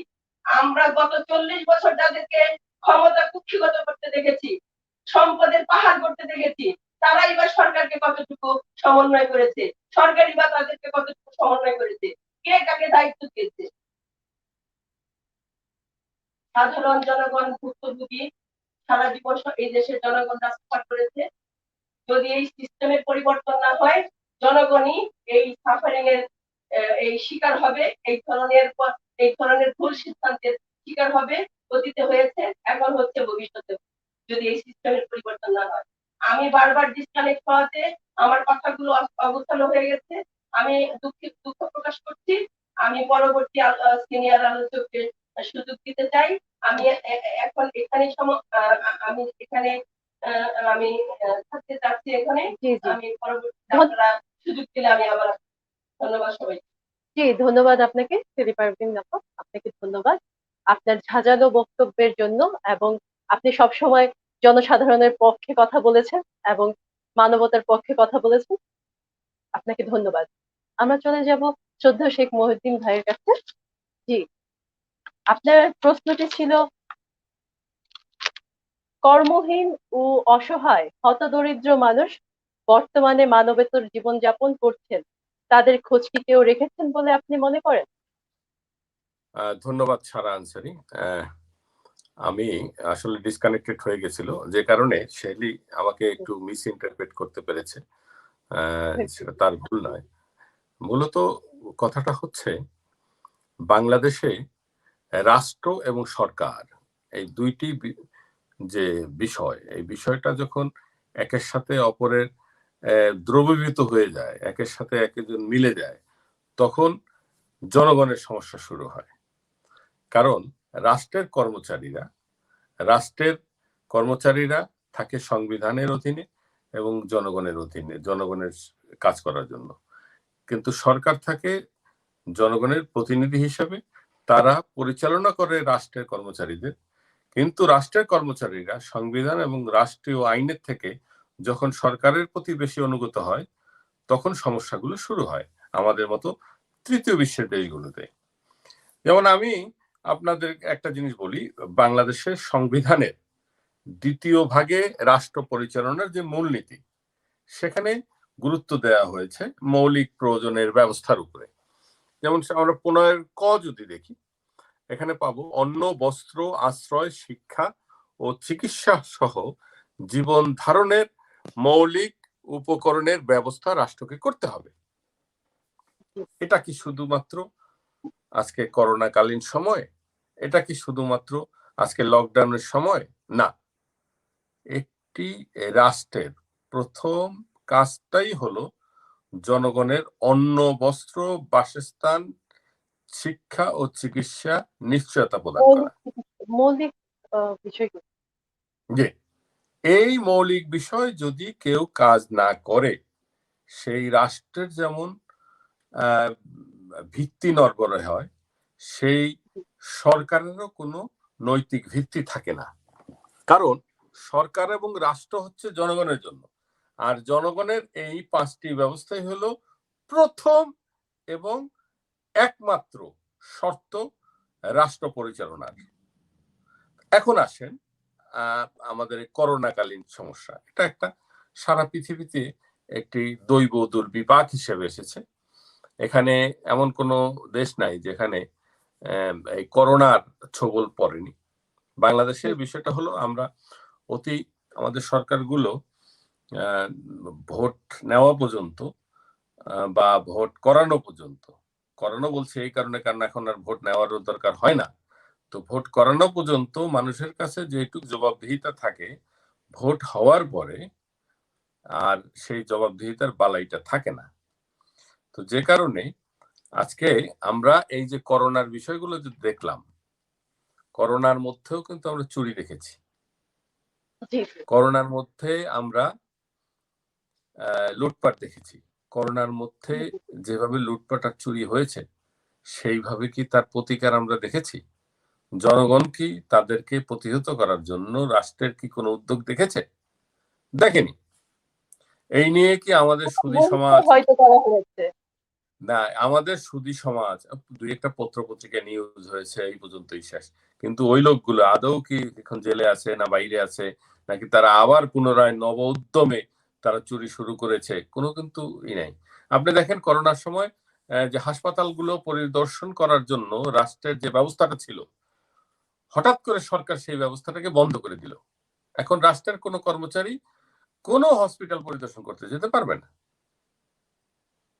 কোন হসপিটালে 2 নম্বরে হচ্ছে কিনা এটা বলা যাবে না।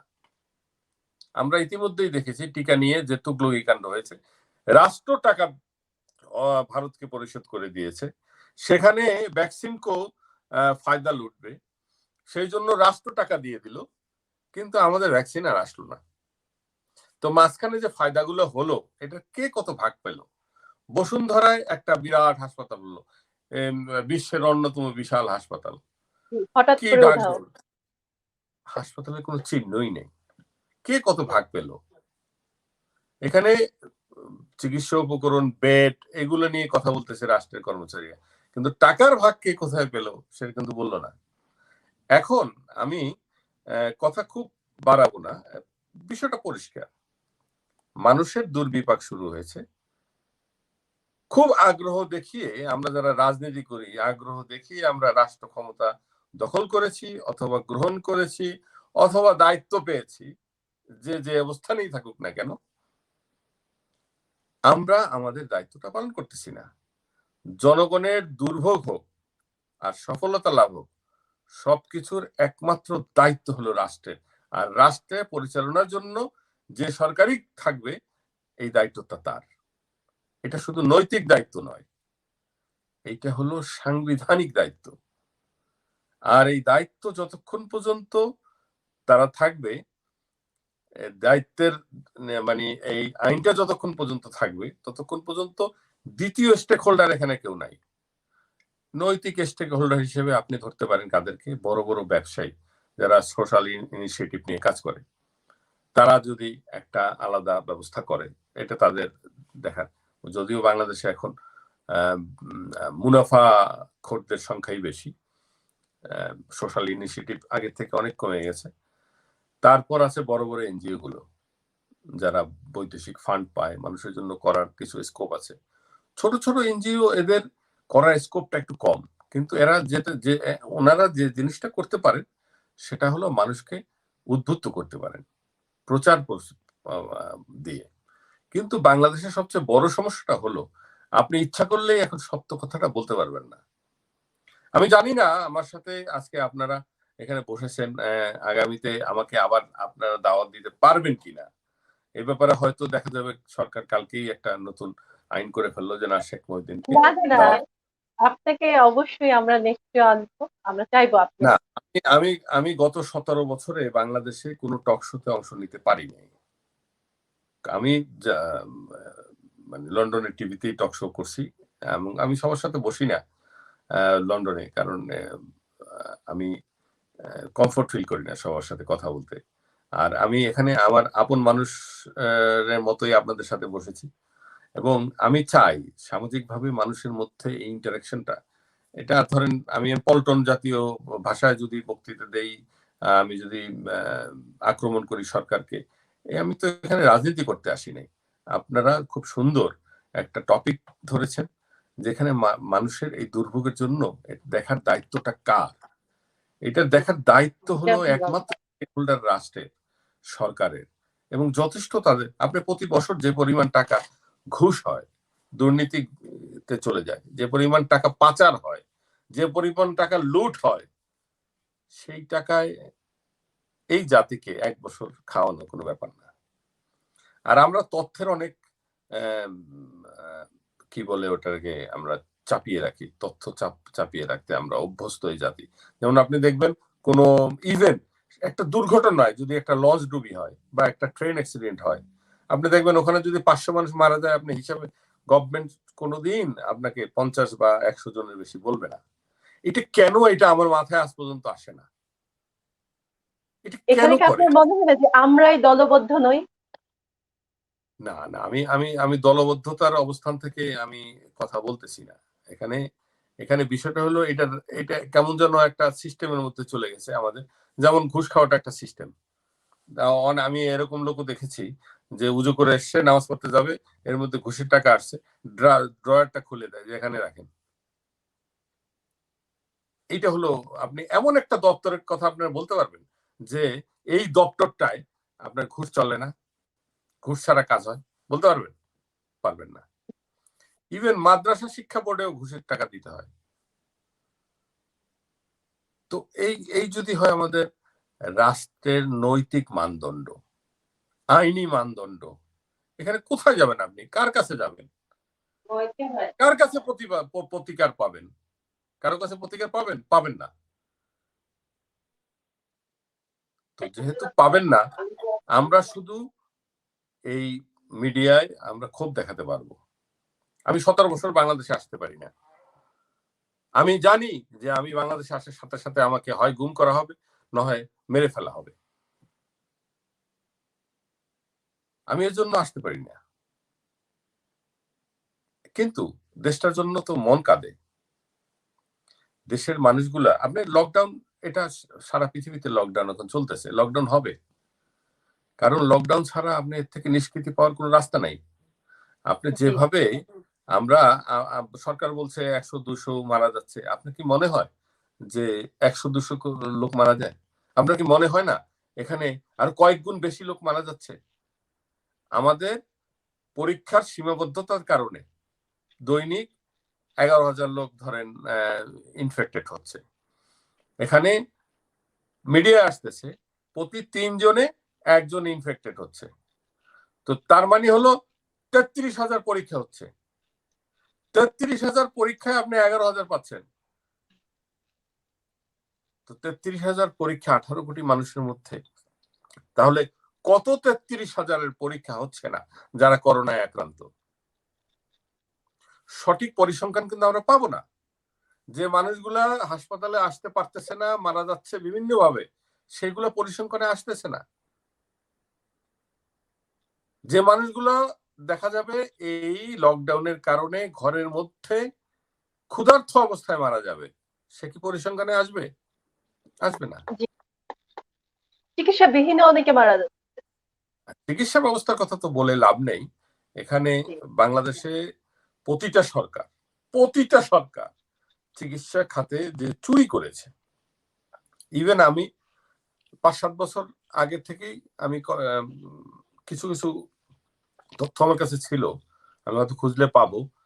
বিভিন্ন উপজেলায়, বিভিন্ন জেলায় হাসপাতালগুলোতে নতুন নতুন চিকিৎসা যন্ত্র, পরীক্ষার যন্ত্র পড়ে আছে, সেটিং করা হচ্ছে না। এগুলো টেন্ডার দিয়ে টাকা নিয়ে অলরেডি টেন্ডারবাজরা চলে গেছে। তো প্রতি বছর কত শত কোটি টাকা বাংলাদেশে চিকিৎসা খাতে চুরি করা হয়েছে, কত হাজার কোটি টাকা, এটা কল্পনা করতে পারবেন? প্রতিটা উপজেলায় আপনি একটু খোঁজ নিলে দেখবেন উপজেলার সংলগ্ন হাসপাতাল সংলগ্ন যে ফার্মেসিগুলো, এখানে এই ফার্মেসিতে হাসপাতাল থেকে ওষুধ আসে, আর জনগণ গিয়ে হাসপাতালে ওষুধ পায় না। যেমন আপনি দেখবেন প্রতিটা উপজেলায়, ইভেন কোন কোন পৌরসভায় সরকারের একটা খাত আছে, লাইব্রেরি খাত। যদিও আপনি কোথাও খুঁজে একটা লাইব্রেরি পাবেন না, কিন্তু লাইব্রেরির টাকা কিন্তু চলে যাচ্ছে। ক্রীড়া সংস্থা, স্টেডিয়াম, সাংস্কৃতিক শিল্পকলা একাডেমি, এইগুলা কোথাও খুঁজে পাবেন না, কিন্তু টাকা চলে যাচ্ছে। আপনি দেখেন আজকে সমাজ ব্যবস্থার মধ্যে কিশোর গ্যাং, অমুক গ্যাং, তমুক গ্যাং, বাচ্চা বাচ্চা ছেলেদের মধ্যে যে অপরাধ প্রবণতা। আজকে শুনলাম ভিকারুন্নাসা স্কুলের প্রিন্সিপালের বিশাল গালাগালির বয়ান সে দিচ্ছে, ভাইরাল হয়ে গেছে। সে পিস্তল ছাড়া নাকি ঘুমাইতেই পারে না। তো এই হলো আমাদের এখন রাষ্ট্রের পরিস্থিতি। কথায় খুনাখুনি, যে কথায় কথায় খুনাখুনি, এরকম একটা পরিস্থিতি হয়ে গেছে। হ্যাঁ, এখানে আপনি ভিকারুন্নাসার প্রিন্সিপাল যদি বলতে পারে যে আমার বালিশের নিচে আমি পিস্তল রেখে কেউ যদি কথা বলে তাহলে আমি আগের মতো গুলি করব, তারপর গালাগালি অশ্রাব্য ভাষায়, এই আমি এগুলো বলতে পারবো না, তাহলে ওই ভিকারুন্নাসা আমাদের বাচ্চারা কি শিখবে? আমরা খুব শখ করে পাঠাই বাচ্চাদেরকে ভিকারুন্নাসা, খুব গর্ব করে বলি ভিকারুন্নাসাতে পড়ে। ভিকারুন্নাসা সাবজেক্ট না, কিন্তু বিষয়টা যেহেতু চলে আসছে, আমাদের বাচ্চারা এখন এই স্কুলগুলোয় পড়ে, আমার না পড়ুক আপনার পরে, আপনার না পড়ুক আরেকজনের পরে, বিষয়গুলো তো সচেতন হওয়া দরকার। তাই বিষয়গুলো বললাম যে এর কোথা থেকে যে শুরু করলে কোথায় গিয়ে শেষ হবে, এইটা আমার আমি এখন এই চিন্তা করতে করতে বিপর্যস্ত ধরতে পারেন। বাংলাদেশে এমন কোন জায়গাটা নাই যেখান থেকে আপনি শুরু করলে একটা কিছু শেষ করতে পারবেন না। কারণ আমরা কেউই রাষ্ট্রের প্রতি শ্রদ্ধাশীল নই, আমরা কেউই জনগণের প্রতি শ্রদ্ধাশীল নই, আমরা কেউই আমাদের নিজেদের প্রতি শ্রদ্ধাশীল নই। আমরা সবাই এক কথায় মুনাফা লোভী, যে যেখানে আছি সবাই মুনাফার দিকে তাকাচ্ছি। সবচেয়ে বড় কথা, আপনি এই মুহূর্তে আপনি বলতে পারবেন মাত্র 10টা লোকের নাম বলতে পারবেন বাংলাদেশের পলিটিক্সে এবং বাংলাদেশের টপ আমলাদের মধ্যে, ব্যুরোক্র্যাটদের মধ্যে 10টা সৎ লোকের নাম আমাকে বলতে পারবেন? বলতে পারবেন না, 10টা মাত্র। ঠিক একইভাবে এই রাষ্ট্রকে রক্ষার জন্য আগামী দিনে আমাদের যে পরবর্তী প্রজন্ম যারা আসবে, ধরেন জনপ্রতিনিধি হয়ে, রাষ্ট্র ব্যবস্থায় কর্মকর্তা কর্মচারী হয়ে, তাদের নৈতিকতা তো আমরা ধ্বংস করে দিয়ে যাচ্ছি, গেছি না? আপনি দেখেন, আমরা আগে থেকে দেখেছি যে পরবর্তী একটা প্রজন্ম সবসময় রাজনৈতিক নেতৃত্ব দেওয়ার জন্য ন্যাশনাল পটেনশিয়ালিটি নিয়ে এগিয়ে যায়। আপনি দেখেন তো 10টা ছেলের নাম বলতে পারবেন they have their own national potentiality? No, I did not find. Even বাংলাদেশের বাইরে 1 কোটির উপরে বাংলাদেশি বসবাস করে। এখানের মধ্যে আমি লাস্ট 10 ইয়ার্সে 10টা মানুষ পাই নাই যারা নিজের যে কোনো স্বার্থের চেয়ে রাষ্ট্রের স্বার্থকে বা জাতির স্বার্থকে বেশি গুরুত্ব দিয়ে একতাবদ্ধ হয়ে রাষ্ট্র রক্ষায় আগাবে। আমি পাইনি, 10 বছরে 10টা লোক পাইনি এখন পর্যন্ত। আপনি যদি এই চোখ কান খোলা রেখে এই অবস্থাটাকে আপনি যদি নির্ধারণ করতে পারেন যে আমাদের মূল সমস্যাটা কোথায়, আমাদের মূল সমস্যা তো দখলদার রাষ্ট্র ব্যবস্থা নয়, আমাদের মূল সমস্যা তো ঘুষখোর ব্যুরোক্র্যাট নয়, আমাদের মূল সমস্যা আমরা নিজেরাই নিজেদেরকে রক্ষা করতে ব্যর্থ হচ্ছি, একতাবদ্ধ হতে ব্যর্থ হচ্ছি, নিজেরা নেতৃত্ব দিতে ব্যর্থ হচ্ছি। আমাদের যোগ্যতাহীন নেতৃত্ব প্রতিটা জায়গায় আছে, প্রতিটা স্তরে। আপনি দেখেন স্কুলগুলো দিয়ে দেখেন, ওখানে অনেক নেশাখোর টিচার পাবেন। কলেজগুলোয় যান, অনেক নেশাখোর শিক্ষক পাবেন। আপনি যান বিচারালয়ে যান, ওখানে আমি আগে জানতাম যে ফেন্সিডিল খোর জাজও আছে, ম্যাজিস্ট্রেট আছে।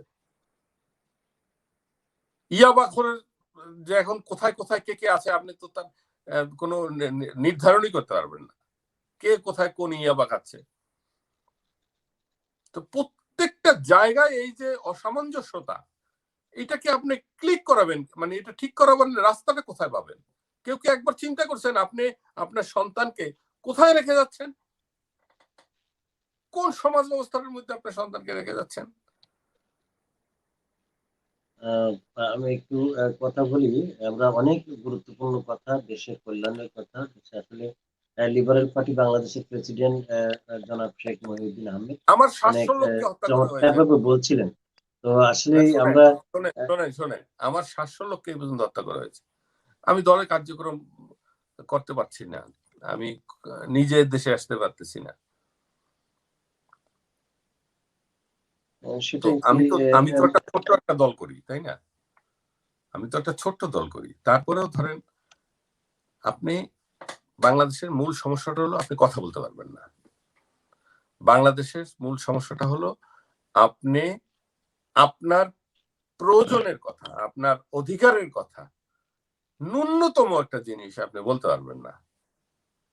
যদি কোনো না কোনো কারো স্বার্থের বিরুদ্ধে যায়। যেহেতু আপনি বিদেশে রয়েছেন, একটি ছোট্ট প্রশ্ন করি। এই প্রশ্নটি এমন যে লকডাউন ঘোষণা হয়েছে, প্রশাসনের পক্ষ থেকে পরিপত্র দিয়ে লকডাউন ঘোষণা করা হয়েছে, কিন্তু আমরা দেখছি কি সকাল ভোর থেকে শুরু করে বেলা 11টা পর্যন্ত মানুষের ভিড়ে হাটে বাজারে মৎস্য সেটে ঢোকা যায় না, চায়ের দোকানে সিরিয়াল পড়ে যায়। এ সময় কিন্তু করোনার তেমন একটা নেই, প্রশাসনিক কোনো তার চাপ নেই। ঠিক 11টার পরে প্রশাসন এসে রাস্তায় এসে যারা চলাচল করে তাদের পিটাপিটি করে, তাদের জরিমানার আওতায় নিয়ে আসেন। এই যে অবস্থাটা, তাই আমার সবচেয়ে ব্যস্ততম সময়টা পার করছি মানে ভিড়ের মধ্যে দিয়ে, এবং সেখানে স্বাস্থ্য সচেতনতা নাই, স্বাস্থ্যবিধি মেনে মাস্ক পরছেন না, মানে সামাজিক দূরত্ব বজায় রেখে চলছেন না। স্বাস্থ্যবিধি মানবেন কেন? এই যে দ্বৈত নীতির মতো অবস্থা, এখানে আমাদের করোনার কতটা প্রতিরোধে আমাদের কার্যক্রম চলছে, লকডাউনটা আসলে কিসের জন্য তাহলে? না, আপনার যদি সুশাসন না থাকে, আপনার যদি ন্যায় বিচার না থাকে, আপনার যদি আইনের প্রতিপালন রাষ্ট্র করতে ব্যর্থ হয়, তখন আপনি জনগণকে কি দিয়ে আটকিয়ে রাখবেন? আপনার অনৈতিক অবস্থান দিয়ে আপনি তো আরেকজনকে বলতে পারবেন না যে তুমি নৈতিকতার লাইনে হাঁটো, পারবেন না তো। আপনি এই যে জনগণ 11টা পর্যন্ত যে 11টার পরে তারপর মানতেছে, এটা তো বিশাল ব্যাপার। আপনি যেখানে পুরো রাষ্ট্র ব্যবস্থায় কোথাও আইনের কোনো বালাই নাই, আছে ভয়, যে বলবেন যে তাহলে আইন না থাকলে কিভাবে চলে? যেটুক চলে সেটা হচ্ছে তাদের ভয়ে, যে তাদের বিরুদ্ধে কিছু বলা যাবে না।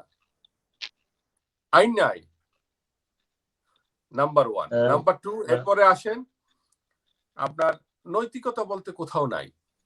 আছে?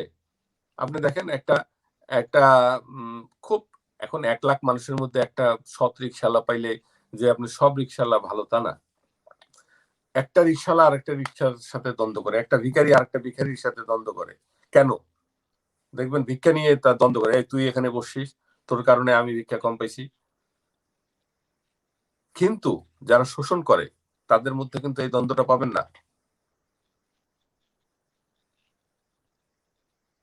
আপনি দেখবেন একটা রাজনৈতিক দল আরেকটা রাজনৈতিক দল যখন কাছ থেকে যখন ক্ষমতা দখল করে বা ক্ষমতা নিয়ে নেয়, ভোট নিয়ে হোক, দখল করে হোক, যেভাবে হোক, তখন আরেকটা রাজনৈতিক দলকে যে প্রেসারে রাখে, যে মামলাগুলো দেয়, এই সব মামলাগুলো মিথ্যা মামলা, সত্য মামলাগুলো একটাও দেয় না, একটা সত্য মামলাও দেয় না। সত্য মামলার অভাব নাই, ভুরি ভুরি আছে, সত্য মামলা আছে, একটা সত্য মামলাও দিবে না। কেন দিবে না জানেন? কারণ পরবর্তীতে সে যখন আবার আসবে, তখন সে আবার তাকে মিথ্যা মামলা দিয়ে রাখবে, যেন সে ওই মিথ্যা মামলার উপরে লড়াই করে একসময় বের হয়ে যেতে পারে, অথবা এটা নিয়ে সে প্রচারণা চালাতে পারে। সেও তখন ওই যে বড় বড় কথা বলে কিভাবে জানেন, ওই নৈতিক যে আমার বিরুদ্ধে মিথ্যা মামলা হয়েছে। আসলেই তো মিথ্যা মামলা হয়েছে।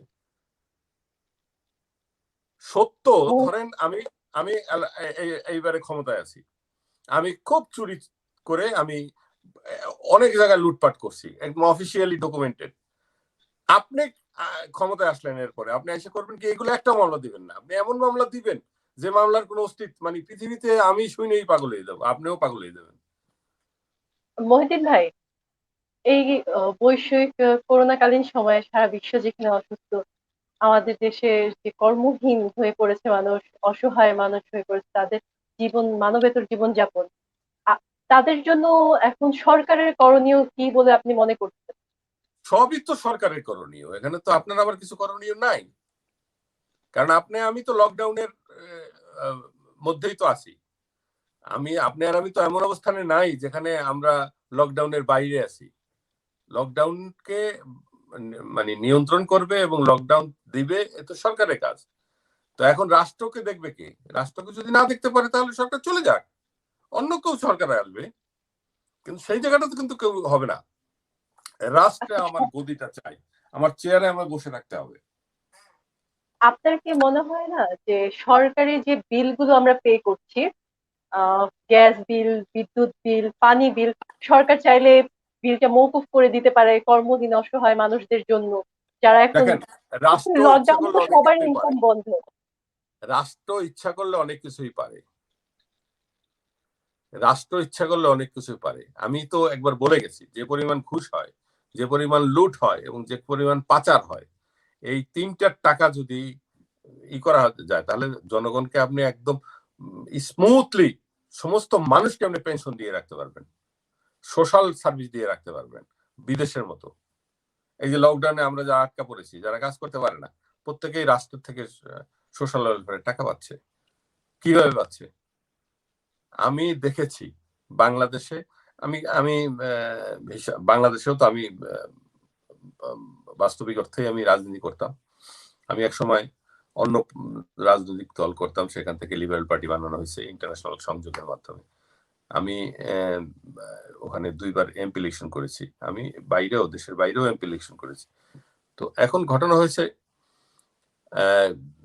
রাজনৈতিক অভিজ্ঞতা দিয়ে বলতেছি যে বাংলাদেশকে 5 বছরের মধ্যে বেকারত্ব শূন্য করে দেওয়া সম্ভব। বাংলাদেশে প্রতিটা নাগরিককে 65 ইয়ার্স ওল্ড, যারা 65 বছরের পরে, যারা প্রত্যেককে উপযুক্ত অর্থ দিয়ে পেনশন দেওয়া সম্ভব। প্রত্যেকটা নাগরিককে বিনা পয়সা চিকিৎসা দেওয়া সম্ভব। প্রত্যেকটা কর্মহীন মানুষকে সোশ্যাল ওয়েলফেয়ারের টাকা দেওয়া সম্ভব। শুধু একটা জিনিস দরকার, সেটা হলো সদিচ্ছা। সদিচ্ছা, আর কিচ্ছু দরকার নাই। আপনি আদৌ এটা করতে চান কিনা। কিন্তু সরকার তো গত বছর যথেষ্ট অনুদান দিয়েছিল, কিন্তু সেগুলো মানুষের কাছে পৌঁছায়। সরকার অনুদান দেবে কেন? সরকার কি কারো বাপের টাকা দেয় নাকি অনুদান? সরকার যেটা দেয় সে তার দায়িত্ব পালন করে, রাষ্ট্রের কোষাগার থেকে জনগণকে দেয়। কে কাকে অনুদান দেয়? আমি আমার বাপের টাকা, আমি রাষ্ট্রে থাকলে আমি কি আমার বাপের টাকা দেই নাকি? কেউ আমি একটু অনুদান দেবে কেন? তার অনুদান আমি কি একটু আবার? ব্রেক করাতে চাচ্ছিলাম। শেখ মহিউদ্দিন আহমেদ, আমাদের লেবারেল পার্টির বাংলাদেশের প্রেসিডেন্ট, অনেক ভালোভাবে বলছিলেন। আর শেলি আপাও কিন্তু চমৎকার ভাবে উপস্থাপন করেছেন। আমাদের শেলি পারভিন, তিনিও নেটের কারণে একটু ডিসকানেক্ট হয়ে গিয়েছে। অনেক চমৎকার আলোচনা হচ্ছিল। তো আমরা আসলে অনেক সময় কিন্তু অতিক্রম করে চলে এসেছি। তাহলে আমরা আমি 2 মিনিটে আমার বক্তব্যটা শেষ করে ফেলি। হ্যাঁ, হ্যাঁ, সেটাই বলছিলাম আর কি। আচ্ছা আচ্ছা আচ্ছা। তো আপনাদের সাথে আজকে আলোচনা করে অনেক ভালো লাগলো। হ্যাঁ, আমরা অনেক পরবর্তীতে অবশ্যই আমাদের সাপ্তাহিক প্রোগ্রাম বিষয়টা হয়। হলো, আমরা শুধু চেষ্টা একটা করব। জায়গায় যদি আমরা সঠিক থাকি, যে আমরা যারা রাষ্ট্রে ক্ষমতায় যেতে চাই, রাজনীতি করি যারা, অন্ততপক্ষে আমাদের নৈতিক মানদণ্ড যদি আমরা সঠিক না করতে পারি, তাহলে আমাদেরকে নিয়ন্ত্রণ করার মতো কোনো জনগণ নাই। এখন মূল সমস্যাটা হলো কোথায়? মূল সমস্যাটা কি আমি রাজনীতি করি, আমি খারাপ, আমি দুর্নীতিবাজ? আমার না। মূল সমস্যাটা হলো, বলতে গেলে জিনিসটা খুব খারাপ শোনা যায়, কিন্তু তারপরে আমি বলতে বাধ্য হচ্ছি, আজকে এই 2021 সালে এসে আমাদের মূল সমস্যা হলো আমাদের জনগণ। আমাদের মূল সমস্যাই হলো আমাদের জনগণ। কারণ তারা কোন সৎ লোকের দিকে তাকাবে না, তারা মার্কার দিকে তাকাবে, ভোট দেবে মার্কা দেখে। তারা ভোট দেবে দল দেখে, মানুষ দেখে কোনো ভোট দেবে না। তাদের প্রতিনিধি কোনো মানুষকে করে না। তারা কোনো অন্যায়ের বিরুদ্ধে কথা বলতে পারে না, কথা বলতে চায় না। এখন অবশ্য কথা বলা যায় না, কিন্তু তারপরেও আমরা যারা মুক্তির কথা বলি, আমরা কেউই নিজের স্বার্থের থেকে জনগণের স্বার্থকে বেশি করে দেখি না, যে কারণে সমস্যা প্রতিনিয়ত তীব্রতর হচ্ছে। প্রতিদিন আমাদের এই রাষ্ট্রটা ক্ষয় হয়ে যাচ্ছে। তবে একটা জিনিস আমি আশাবাদী, রাতের পরে সূর্য উঠবেই, ভোর হবেই, ভোর হবেই।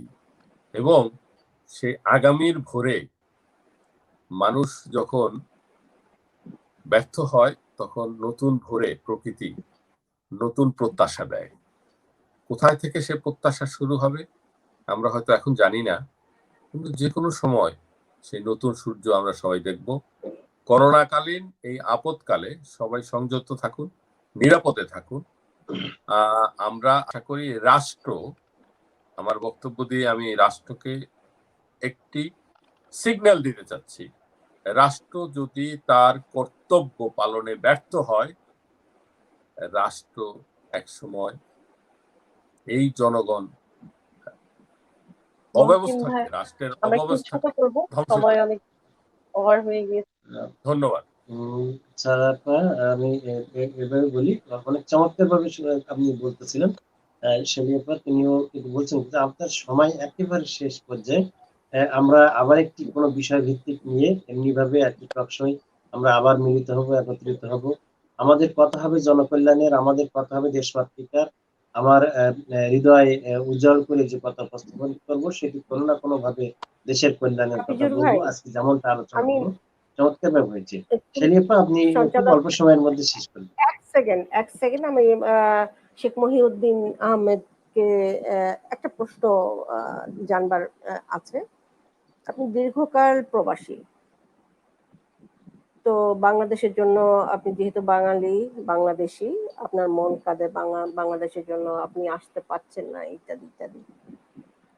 তো ওই দেশ থেকে এই বাংলাদেশে এই কোভিড সিচুয়েশনে আপনি কোনো ধরনের সহায়তা, আমি সেটা বলতে চাইছি যে কোনো ধরনের সহায়তা করতে পেরেছেন কিনা, কিংবা করার মতো সুযোগ আছে কিনা, এটা শেখ মহিউদ্দিনের আমাদের কথা। করার মতো সুযোগ রয়েছে, এবং প্রবাসীরা ইতিমধ্যেই আমরা অনেকেই বিভিন্ন মাধ্যমে আমরা জনগণের জন্য কিছু করার চেষ্টা করেছি, প্রচারণাহীন ভাবে। আমরা প্রচারণা দিয়ে অনেকে ওই যে ব্যানার লাগিয়ে তারপর বন্যার মধ্যে ত্রাণ দিতে যায়, ওই স্টাইলটাকে আমি অপছন্দ করি। যদি আমরা ব্যক্তিগতভাবে কেউ কিছু করি, আমি ওই প্রচারণার পক্ষে না।